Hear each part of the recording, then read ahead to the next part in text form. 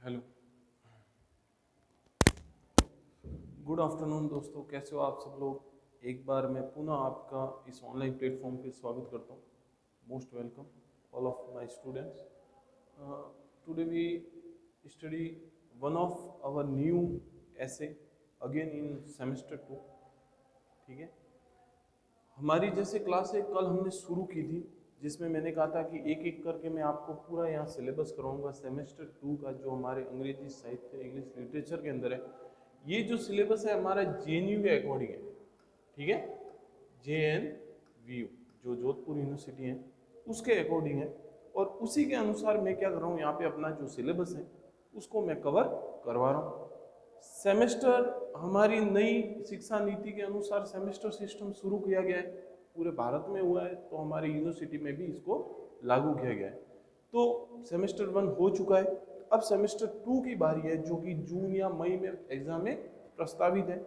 तो तब तक हम क्या करेंगे, अपना जो सिलेबस 2 है इंग्लिश लिटरेचर का BA पार्ट 1 का, उसको हम क्या करेंगे यहाँ पे कवर करते चलेंगे। हमने लिया था सबसे पहले ऐसे वाली बुक, जो हमारी 3 बुक है, ऐसे स्टोरी और प्राइड और प्रोड्यूस करके जो नॉवल है, उसमें से सबसे पहले हमने उठाई थी हमारे ऐसे। जो ऐसे वाली बुक है उसमें से हमारे जो सिलेबस में 8 ऐसेस हमारे सिलेबस में दिए हुए हैं। कल मैंने एक पढ़ाया था, आज मैं अपने साथ दूसरा ऐसे लेके आया हूँ। आई होप कि कल वाला आपको अच्छे से समझ में आया होगा,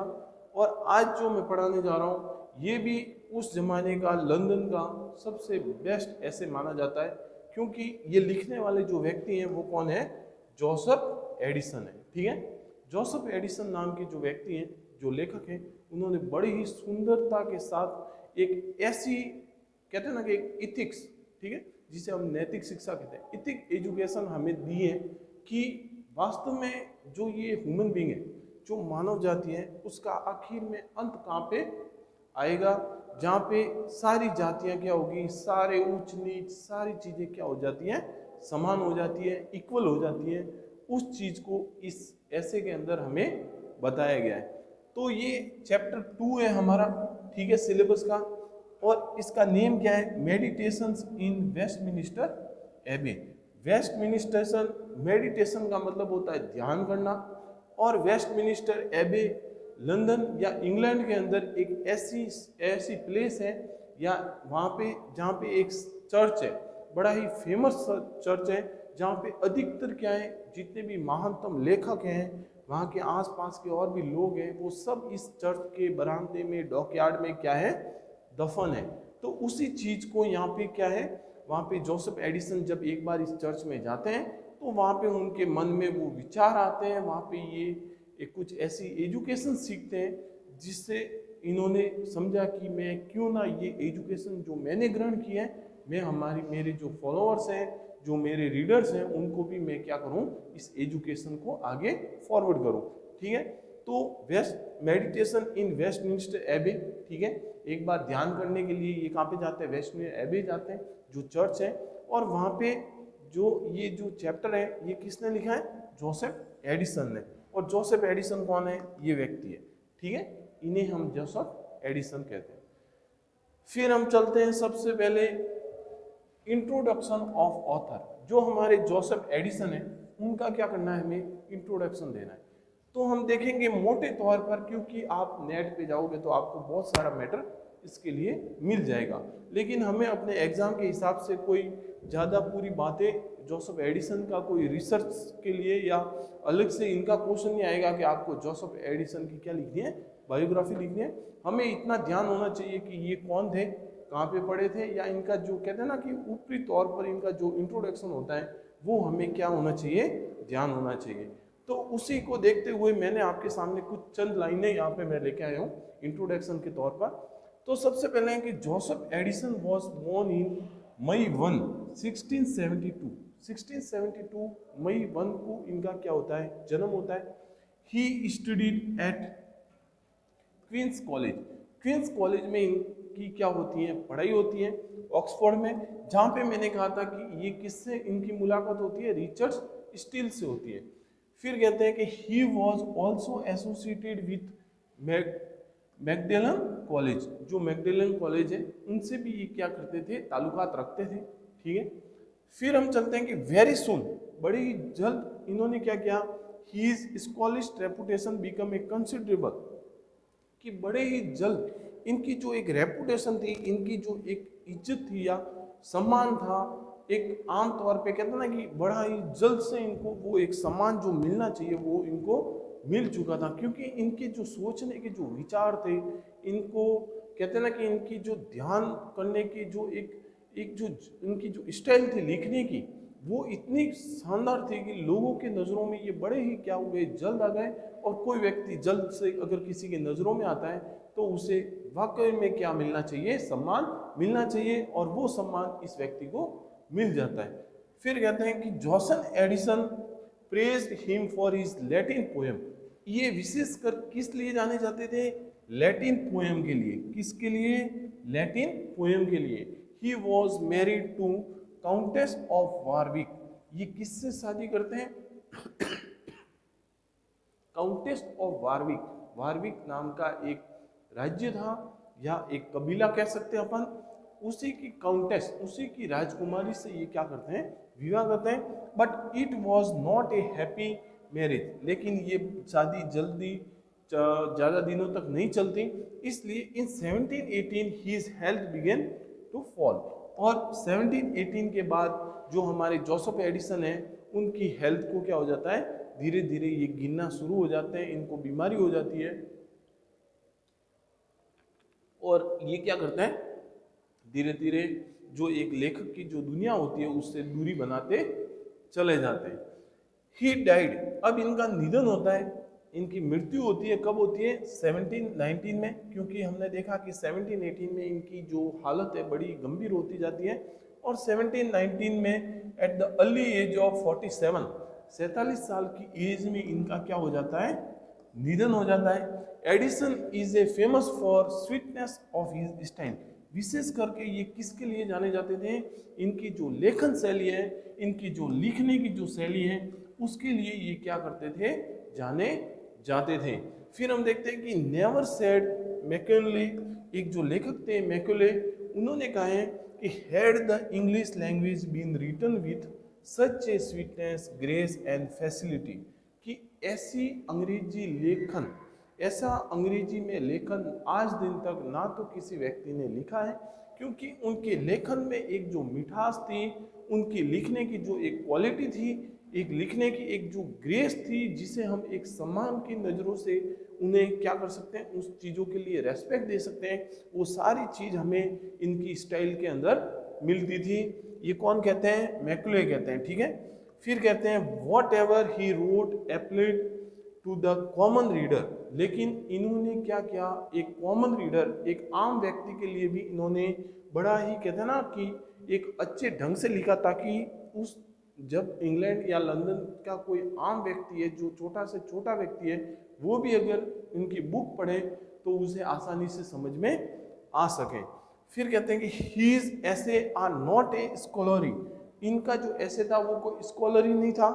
एडिसन ऐसे आर ए फैमिलियर, उनका जो एडिसन का जो ऐसे था वो हमेशा कैसा था, एक फैमिलियर था, एक समान था, जो हर किसी के लिए काम का था, या हर किसी के लिए ऐसे कहते हैं ना कि समझ में आने जैसा ये लिखते थे। इजी था एंड सिंपल लैंग्वेज के अंदर ये अपने विचारों को क्या करते थे, लोगों तक पहुंचाते थे। और ये कहा जाता है कि ये जो मेडिटेशन था जो जोसेफ एडिसन का, ये बड़ा ही विशेष करके उन लोगों के लिए समान था कि जो गरीब, जो एक अमीर तालुका, जो गरीब लोगों के साथ जो एक भेदभाव होता था, तो वहाँ पे आके वो एक जगह थी जहाँ पे आके हर कोई क्या हो जाता था, समान हो जाता था। तो इस तरह से वहाँ पे चर्च में क्या कर रहे थे, मेडिटेशन करते थे। फिर हम चलते हैं आगे, फिर देखेंगे कि इंट्रोडक्शन ऑफ ऐसे, हमारा जो ऐसे है उसका जो इंट्रोडक्शन है उसको हम क्या करेंगे, एक नज़र डालेंगे कि ये जो ऐसे है कहाँ से आया है, क्या ठीक है, कहाँ से लिखा गया है, कहाँ से इन्होंने लिया था, वो सारी चीज़ हम क्या करेंगे यहाँ पे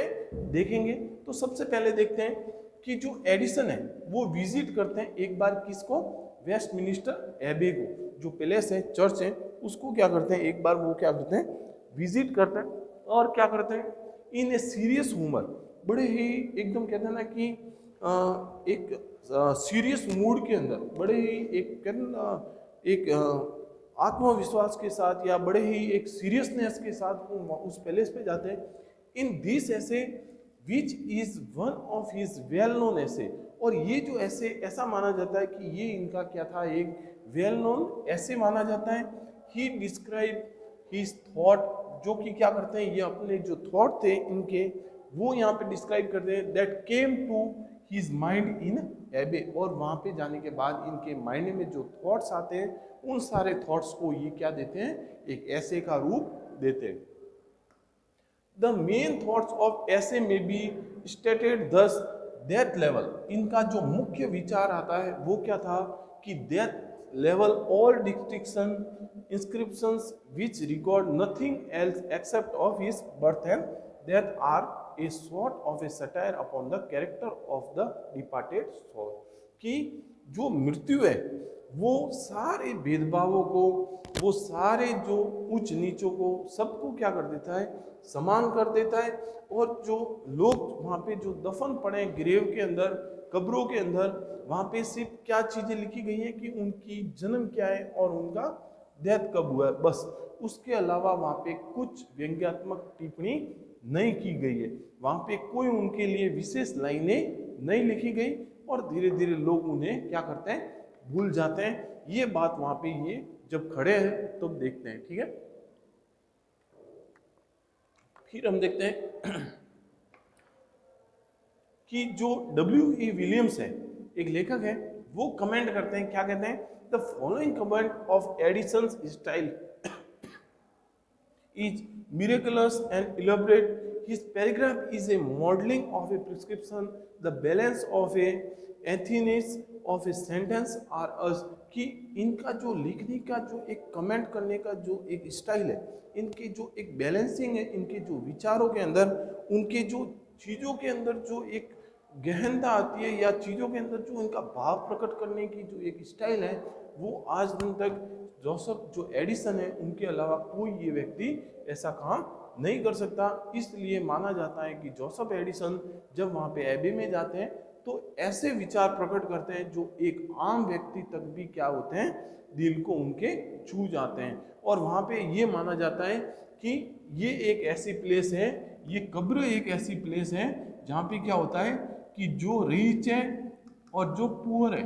वो सब लोग क्या हो जाते हैं, यहाँ पे इक्वल हो जाते हैं। क्या हो जाते हैं, इक्वल हो जाते हैं, ठीक है। तो ये इसी के इस विचार के ऊपर ही इन्होंने अपना पूरा ऐसे यहाँ पे लिखा है। हम क्या करेंगे, आगे देखेंगे कि किस तरह से ये अपने ऐसे के अंदर विचारों को प्रकट करते हैं। और ये वो प्लेस है, ये वो चर्च है जहाँ पे, जिसे हम क्या कहते हैं, वेस्टमिंस्टर एबे, ये चर्च है पूरा। और इसके बाहर ये जो बरामदा है साइड में, यहाँ पे बहुत सारी कब्रें बनी हुई है, ठीक है। फिर चलते हैं आउटलाइन ऑफ ऐसे। हमारे इस ऐसे के अंदर जो मुख्य विचार है वो क्या है, वो देखते हैं कि Addison visit the Westminster Abbey, amuse himself with the tombstone and inscriptions of a death. एक बार ये विजिट करते हैं वेस्टमिंस्टर एबे में, और स्वयं को क्या करते हैं, एक जो ग्रेव है, एक टॉम्बस्टोन है, ठीक है, जहाँ पे ग्रेव के पास में लगा हुआ होता है जो ये कब्र होती है, और उसके पास में एक ऐसा पत्थर लगा होता है। तो वहाँ पे आके ये क्या करते हैं, रुकते हैं, और वो कब्र के ऊपर जो लगा हुआ पत्थर उसको देखते हैं, ठीक है। He notes that only the dates and birth and death are recorded without any about of the achievements of some man, कि वहाँ पे ये देखते हैं कि उनके ऊपर सिर्फ डेट क्या लिखी गई है, जन्म की डेट और मरने वाले दिन की डेट। इसके अलावा उस व्यक्ति के बारे में या उसके अचीवमेंट के बारे में कुछ भी वहाँ पे नहीं लिखा हुआ। जैसे कि हम देखते हैं यहाँ पे कि थॉमस हार्डी नाम लिखा हुआ है, बहुत फेमस लेखक हैं, ठीक है। अब क्या लिखा है कि इनकी जो बर्थ है वो कब हुआ था और इनकी डेथ कब हुई थी, ये दो डेटें यहाँ पे लिखी गई है। उसके अलावा इनके बारे में कुछ भी नहीं लिखा हुआ। ये इतने महानतम व्यक्ति थे कि इन्होंने अंग्रेजी साहित्य के अंदर, इंग्लिश लिटरेचर के अंदर बहुत बड़ी भूमिका निभाई, लेकिन इनके बारे में यहाँ पे कुछ भी नहीं ऐसा लिखा हुआ, सिर्फ मरने और जो जन्म होने की डेट लिखी हुई है। तो इसी टाइप की कंडीशन वहाँ पे हर ग्रेव के ऊपर थी और कुछ ग्रेव्स तो ऐसी थी जहाँ पे कुछ लिखा हुआ भी नहीं था। ठीक है, फिर हम करते हैं आगे कि he reminded a person mentioned in a heroic poem who have high sounding name given to them for no other reason than that they were knocked on the head। कि वहाँ पे एक वो क्या करते हैं, एक हीरोइक पोएम की एक जो ग्रेव थी जहाँ पे एक क्या थी, हीरोइक पोएम लिखी हुई थी हाउ साउंडिंग के साथ, नेम के साथ, जहाँ पे ऐसा कोई रीजन नहीं था कि उसके बारे में ऐसी बातें लिखें, लेकिन किसी व्यक्ति ने वहाँ पे क्या की थी, उस टॉम के ऊपर कुछ ऐसी हीरोइक पोएम लिखाई हुई थी जिसकी वजह से क्या था कि उस व्यक्ति का जो नेचर है वो पता चल सके कि ये व्यक्ति इस टाइप के नेचर का था। ठीक है, he thinks that incomplete record on the tombstone are a sort of a satire upon the departed person। ये ऐसा मानते थे कि ये इनकम्प्लीटेड रिकॉर्ड जो टॉम के ऊपर लिखा जाता है ये उस व्यक्ति के लिए क्या है, एक व्यंग्य है, एक सटायर है कि जो व्यक्ति इस दुनिया से चला गया है उसके पीछे हम उसके बारे में कुछ चंद लाइनें भी नहीं लिख सकते हैं। इसलिए ये मानते थे कि ये ऐसा करना उस व्यक्ति के लिए क्या है, एक व्यंग्यात्मक टिप्पणी करने जैसा है। Addison entertain himself with the digging of a grave. अब एडिसन क्या करते हैं खुद को क्या करते हैं, एंटरटेन करने के लिए वो क्या करते हैं, एक कब्र को खोद देते हैं, खोद देते हैं। He see pieces of a bones mixed up with a kind of a fresh moldering earth। अब वहाँ पे वो देखते हैं कि जब वो कब्रों को खोदते हैं तो उन्हें कुछ बोन्स मिलती हैं, कुछ हड्डियाँ मिलती हैं और उसके साथ क्या है, धूल लगी हुई है, सारा जो वो व्यक्ति जिसे दफन किया गया है उसकी हड्डियाँ पड़ी है और उसमें चिपकी हुई है क्या, इस अर्थ की, इस पृथ्वी की कुछ धूल जिसकी स्मेल आ रही है। The dead bones and skulls innumerable people lie under the pavement of the ancient cathedral। कि इस तरह से दफनाए गए जो बोन्स और जो जो स्कल, जो खोपड़ियाँ जो लोगों की जो मिल रही हैं उससे ये पता चलता है कि एंशियंट समय में आज से 600 साल पुराना या 1000 साल पुराना भी ऐसा ही सिस्टम था दफनाने का, या आज जो किसी व्यक्ति को दफनाया गया उसकी अगर स्कल और ला दिया जाए तो कोई भेदभाव नहीं है, क्योंकि सारे लोगों को आखिर में जब मृत्यु आती है, जब डेथ आती है तो वो सब कुछ क्या कर देती है, इक्वल कर देती है। He considered how the artificial distinctions of caste, color develop in the graveyard। वो कहते हैं कि किस तरह से ये डेथ क्या करती है, जो कास्टिज्म, जो जातिवाद है उसको, जो कलरिज्म है कि ये गोरा है ये काला है उसको, क्योंकि उस समय क्या होता था कि लंदन में क्या होता था, काले गोरे का जो भेद है वो बहुत बड़ी मात्रा में चलता था। तो इस वजह से यहाँ पे कलर की बात की गई है कि किस तरह से जो कास्टिज्म है और जो कलर वाला जो सिस्टम है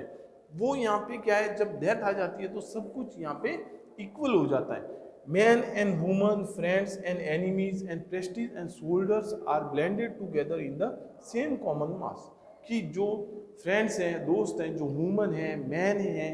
जो प्रेस्ट हैं, जो पादरी हैं बड़े बड़े, जो सोल्जर्स हैं, वो सारे लोग क्या है यहाँ पे कॉमन, सबको एक ही समान यहाँ पे क्या है इस चर्च यार्ड के अंदर दफनाया गया। कोई उनसे अलग सी कोई सुविधा वहाँ पे नहीं मिलती। After surviving the tombs, Addison examine the inscription very closely and find many extravagant epitaphs. और उसके बाद वो क्या करते हैं और सर्वे करते हैं, वहाँ पे और भी जो ग्रेव्स थी उनकी खोजबीन करते हैं और उस खोजबीन के साथ उन्हें और भी ऐसे कुछ एक्स्ट्रावेजेंट एपिटेप्स वहाँ पे इनको देखने को मिलता है कि some epitaphs are extremely modest and some inscriptions are written in a Greek and Hebrew. कि कुछ ऐसे जो टॉम्स थे जिन्हें किस भाषा में लिखे हुए थे, ग्रीक और हिब्रू भाषा में लिखे हुए थे। Again there are some tombs which have no monument. और कुछ ऐसी ग्रेव्स थी, कुछ ऐसी कब्र थी जहाँ पे किसी भी प्रकार का कोई टॉम्ब लगा हुआ नहीं था। ठीक है, वो कब्रें अनजान कब्रें थी, इस टाइप से माना जाता है। फिर हम चलते हैं आगे कि there are some tombs which are extracted to memory of a person whose body are buried elsewhere. कि कुछ टॉम ऐसे वहां पे पड़े हुए थे कि सिर्फ खड़े थे और ये नहीं पता था कि उस व्यक्ति का जो बॉडी है, क्योंकि ऐसा कोई भी कुछ बना हुआ नहीं था उनके ऊपर, सिर्फ गड्ढा खोद के उन्हें अंदर डाल दिया गया था और पत्थर खड़ा कर दिया था, और वो पत्थर भी समय के साथ क्या थे, नीचे गिर गए थे। तो ये पता नहीं चल रहा था कि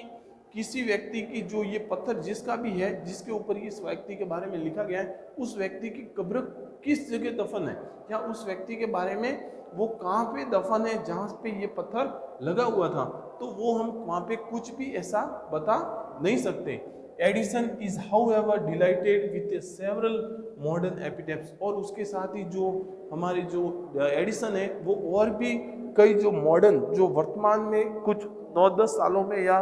जस्ट 1 साल पहले जो दफन है, उनकी भी कब्रें वो क्या करता है वहाँ पे देखता है। This have been written with a refinement and due honour और टू द डेथ, जिसमें ये लिखा गया था कि जो मरने वाला व्यक्ति है उसके लिए हॉनर, उसके लिए सम्मान की नज़रों के साथ, उनके लिए रिफाइनमेंट कि उनके लिए कुछ अलग से विशेष इंतजाम करके वहाँ पे उस कब्रों के ऊपर भी लिखा हुआ था, क्योंकि समय के साथ क्या है, बदलाव होता गया। और उस व्यक्ति के लिए, क्योंकि आज अगर हम देखते हैं ना कि पुराने समय से और धीरे धीरे धीरे क्या आ रहा है, चेंजेस आ रहा है, तो उस टाइप से उन्हें क्या मिला, चेंजेस देखने को मिला कि उन जो नई कब्रें थी उनके ऊपर कुछ विशेष जो अरेंजमेंट थे वो वहाँ पे उन्हें देखने को मिलते हैं।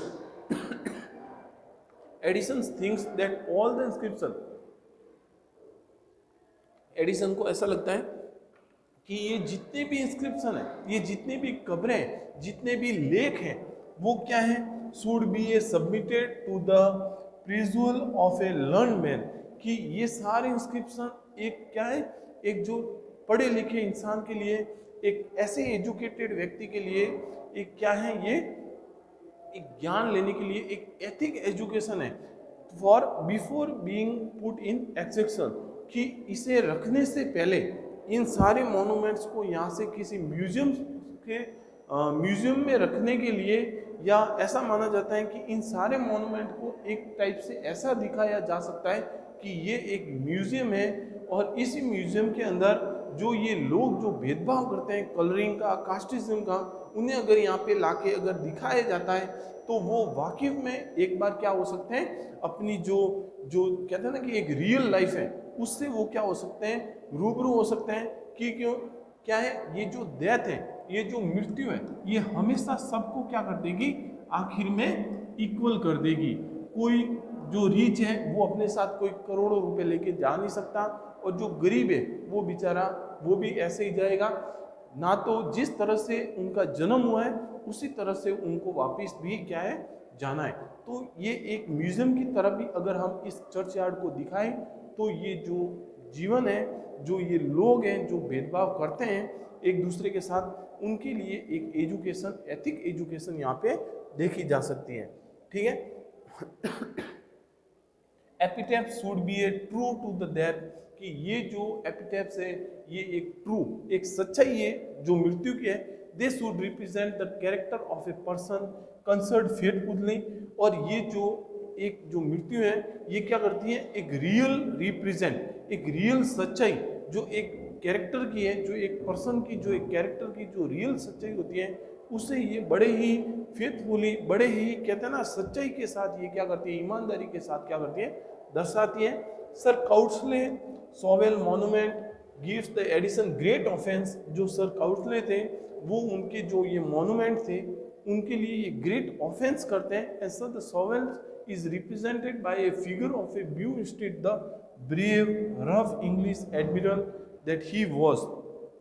कि जो ये व्यक्ति थे सर काउटले, इनके लिए विशेष वहाँ पे इंतजाम किए गए थे। बोले तो जो टॉम था उसके ऊपर लिखा हुआ था,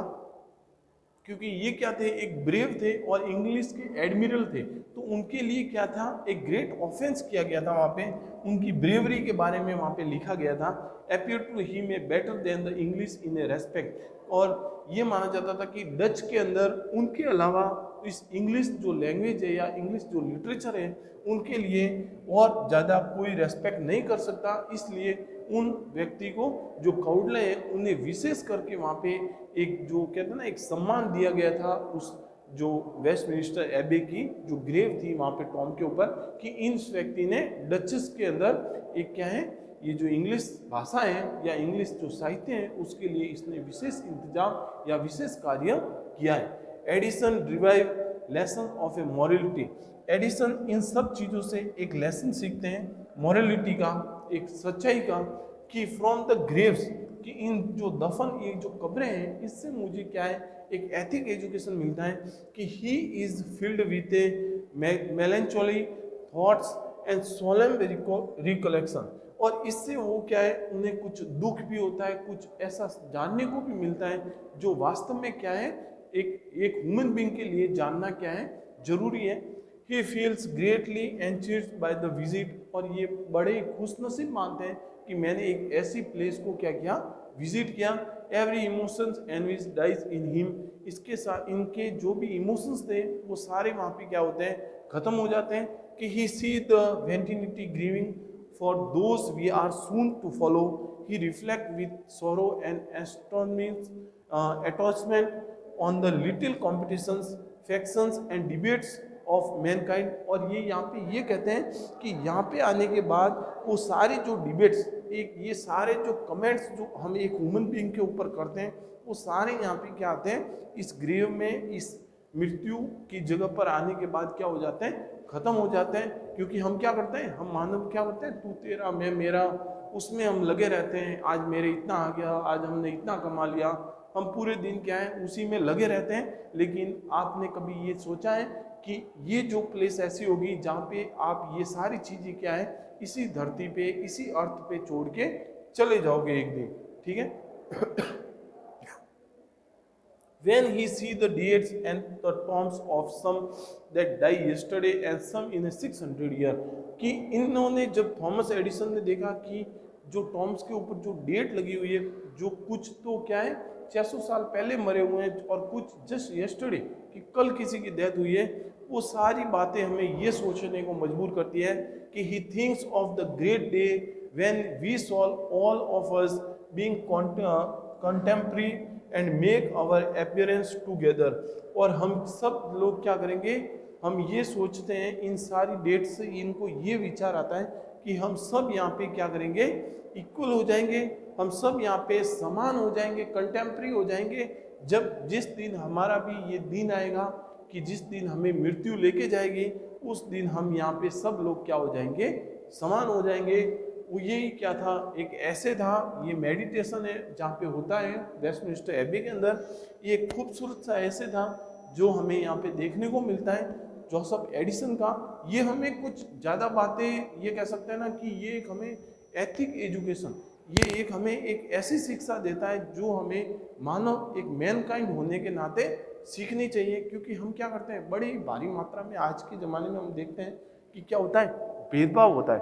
और उस चीज़ों को हमें क्या करना चाहिए, हम एक एजुकेटेड लोग हैं, हम एक पढ़े लिखे लोग होने के नाते हमें उन चीज़ों को क्या है बढ़ावा नहीं देना चाहिए। क्योंकि हम देखते हैं कि आखिरी में जब मृत्यु आएगी तो उस दिन हम सब लोग क्या हो जाएंगे, समान हो जाएंगे, इक्वल हो जाएंगे, कंटेम्पररी हो जाएंगे। इसलिए हम सबको क्या है खुशी खुशी इस जीवन को जीना है और इस जीवन में क्या करना है, अपना नाम करना है, माता पिता का नाम करना है। और हम जिस उद्देश्य से इस लाइफ जो हमें जीवन मिला है उस उद्देश्य को आप क्या करें,